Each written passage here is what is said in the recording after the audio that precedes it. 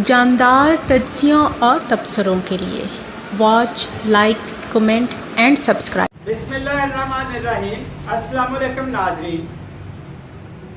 Chief justice काजी फायज ईसा का फैसला गलत साबित हो गया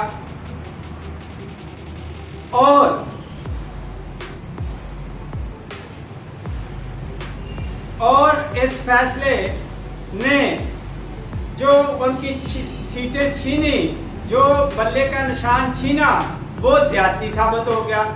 पीटीआई को अब एक बड़ा तोहफा मिलने की उम्मीद है और काजी फायज ईसा के लिए कफारा अदा करने का मौका है कि जो इस वक्त पीटीआई की नशिस्तें वापस लेने के लिए दरखास्त है, उस पर जो है हक पर मबनी, सच पर मबनी और अवाम की उमंगों के मुताबिक, कानून के मुताबिक, आइन के मुताबिक फैसला किया जाए, ना कि एस्टेब्लिशमेंट की मर्जी के मुताबिक हुकूमत के हक में फैसला कर दिया जाए।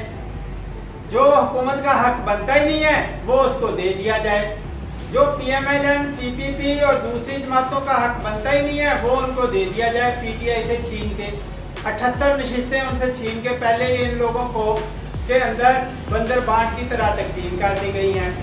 अब जो अदालत के अंदर समाअत हो रही है इस केस की, पीटीआई को नशिस्तें वापस करने की, उसमें अतर मिनल्ला समेत 7 जजेस एक तरफ और कुछ चंद जजेस बेंच के और काजी फायज ईसा साहब एक तरफ वाज़े तौर पर नजर आते हैं दौरान समाअत।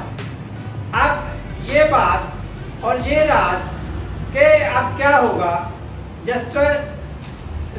बैरिस्टर एतजाज अहसन साहब ने इसका एक राज फाश कर दिया है हबीब अकरम साहब को अपना एक खसूसी इंटरव्यू देते हुए कि काजी फायज ईसा साहब की अपनी सीट भी अब खतरे में है इन्हीं जानबदाराना फैसलों की वजह से, और ये कोई बात अब छुपी हुई नहीं रह गई है।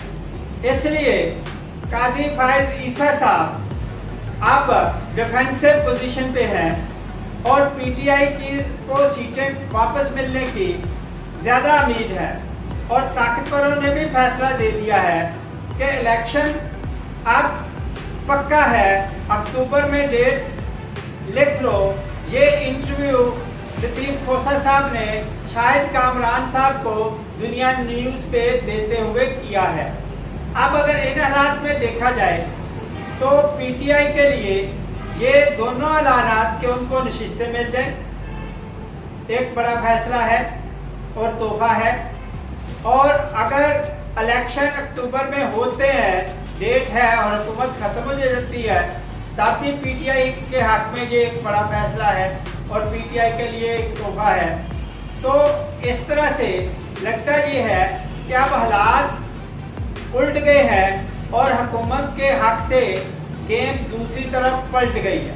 शुक्रिया।